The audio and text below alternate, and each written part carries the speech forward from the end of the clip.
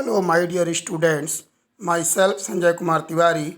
I am going to teach you class 10th poem number 11 for Anna Gregory. Firstly, we see about the poet. William Butler Yeats was an Irish nationalist. ये एक Irish कवि थे। He was educated in London and Dublin. इनका education London और Dublin में पूरा हुआ था। And was interested in folklore and mythology. इनकी ये ज़्यादातर लोकल, क्षेत्रीय और लीजेंडरी धार्मिक ग्रंथों पर आधारित पोयम लिखने में इनका इंटरेस्ट था। He won the Nobel prize for literature in 1923। 1923 में इन्हें अपने लिटरेरी वर्क के लिए नोबेल प्राइज़ भी प्राप्त हुआ था। W.B. Yeats has tried to touch a very important topic. W.B. Yeats ने इस पोएम के माध्यम से, थ्रू दिस पोएम, अपनी पोएम के माध्यम से बहुत ही इम्पोर्टेंट टॉपिक को टच करने का प्रयास किया है। ही सेज दैट, वो कहते हैं कि it is almost impossible to find a person in your life who is your truly love. कि ये अपने जीवन में किसी ऐसे व्यक्ति को पाना असंभव है जो आपको सच्चा प्यार करता है। बाई सेइंग ट्रूली, वह कहते हैं कि सत्य है। ही मीन्स, उनका कहना यह है कि one loves you for your qualities and not your looks. उनके कहने का मतलब यह है कि लोग जो हैं तुम्हें तुम्हारे लुक्स के लिए नहीं बल्कि तुम्हारी क्वालिटीज़ के लिए तुम्हें चाहें। ही सेज दैट, वो कहते हैं only God love us for what we are from inside. केवल ईश्वर ही है जो हमें सच्चा प्यार करता है, हम जैसे हैं उस रूप में। Now listen the summary of the poem. The poem is basically a conversation between the poet Yeats and young girl named Anna Gregory. ये पोएम एक वार्तालाप पर आधारित है जो कि कवि ईट्स और एक यंग गर्ल जिसका नाम एना ग्रेगोरी है, उनके बीच एक वार्तालाप है जिसे पोएटिक फॉर्म में यहाँ पर बताया गया है। The poet tells her, poet उन्हें बताते हैं दैट कि if she finds a young boy who becomes sad, कि यदि वो किसी ऐसे युवा व्यक्ति से मिलती है जो दुखी है या जो दुखी हो जाता है, बिकॉज ऑफ हर रिजेक्शन, उसके रिजेक्शन से, मतलब यदि वो लड़की प्यार को उसके नकार देती है और यदि वो लड़का उस प्यार के रिजेक्शन में दुखी हो जाता है, इट डजेंट मीन, इसका अर्थ यह है कि ही वाज इसका मतलब यह है कि वह ट्रू लवर नहीं है। He could have been in love, वह उससे इसलिए प्यार करता है because of her beautiful hair, वह उसके लाल पीले बालों के सुंदरता को देख करके प्यार करता है। This mean that the boy might be in love with her because of her attractive look. इसका मतलब यह है कि वो लड़का लड़की से केवल उसकी सुंदरता को देख करके प्यार करता है। ही सेज दैट, वह कहते हैं कि a true lover will be the one, सच्चा प्रेमी वह होगा who will love for her inner qualities, जो उसकी आंतरिक गुणों को स्वीकार करेगा, नॉट हर लुक्स, न कि उसके बाह्य आकर्षण को। टू दिस, इस प्रकार से एना सेज, कहती है ना, that she will change her look by dyeing her hair into some other colour, कि वह यदि मेरे बालों को ही प्यार करता है तो मैं अपने बालों को दूसरे रंगों से कलर्ड कर लूँगी। She will become less attractive, और वह कम आकर्षक दिखाई देगी। Then maybe she will find a true love for herself, तब शायद वह अपने लिए सच्चा प्रेम पा सके। सो इसलिए एट लास्ट, अंत में, ही एक्सप्लेन टू हर, वह बताते हैं कि दैट द प्रीवियस नाइट, कि कल रात, he had some religious man, और कुछ धर्म के जानकार लोगों को कहते हुए सुना है, सेइंग दैट, कहते हुए सुना है कि only God loves us for what we are, कि हम क्या हैं उसके लिए केवल हमें ईश्वर ही प्यार करता है।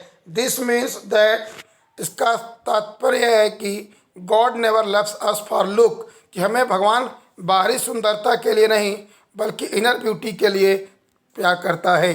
अब now see the explanation of the poem.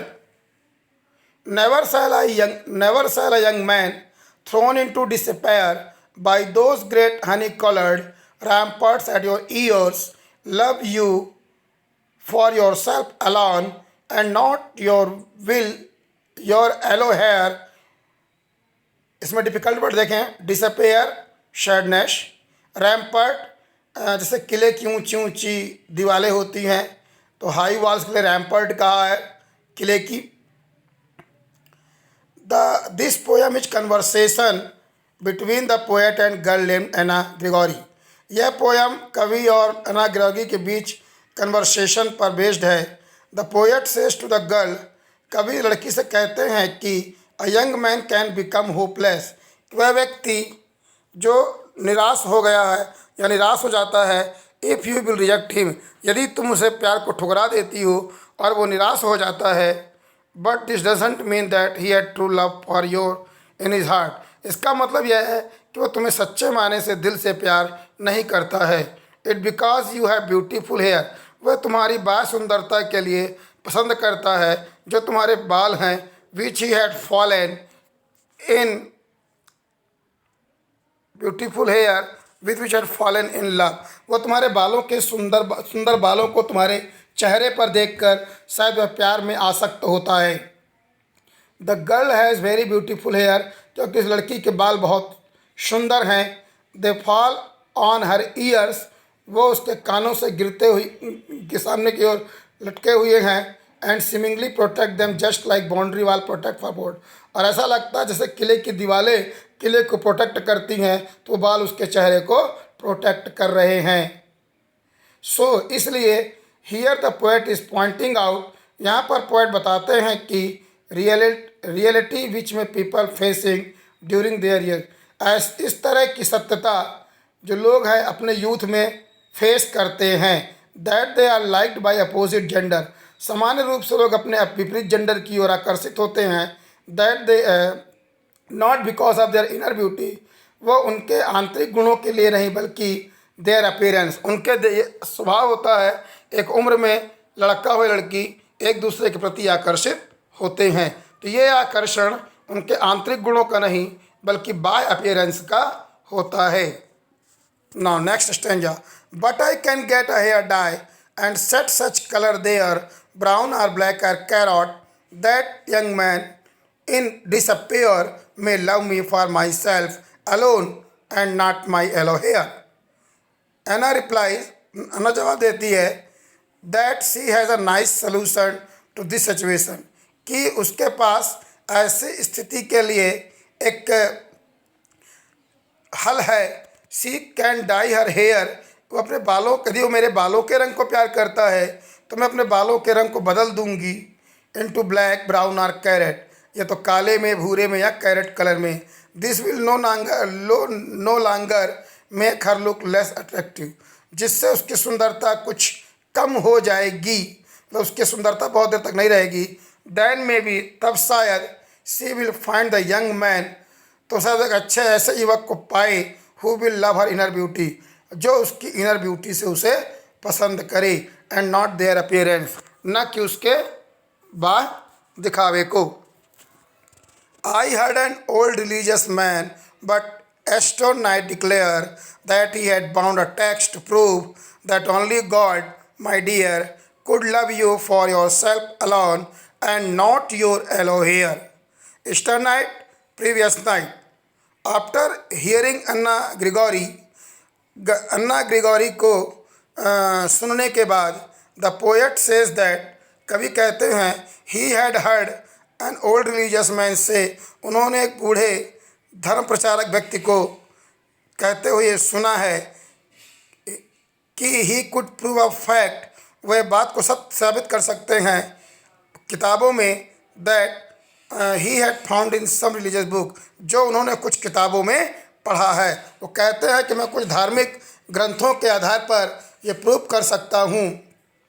The fact was that it's only God, सत्य यह है कि केवल ईश्वर ही है, who love us for what we are, कि हम जैसे हैं हमें ईश्वर वैसे ही प्यार करता है. नॉट बी लुक, न कि हमारे दिखावे को देख करके। He loves us for inner qualities, वो हमारे आंतरिक गुणों के लिए पसंद करता है। Only God can do this, केवल ऐसा ईश्वर ही कर सकता है, आम मानव नहीं। इस प्रकार से ये पोएम आपको समझाई गई है। और यदि आपके पोएम समझ में आती है तो इस चैनल को लाइक और सब्सक्राइब ज़रूर करें और बेल आइकन को भी दबाएं आगे के वीडियोज़ के लिए। धन्यवाद।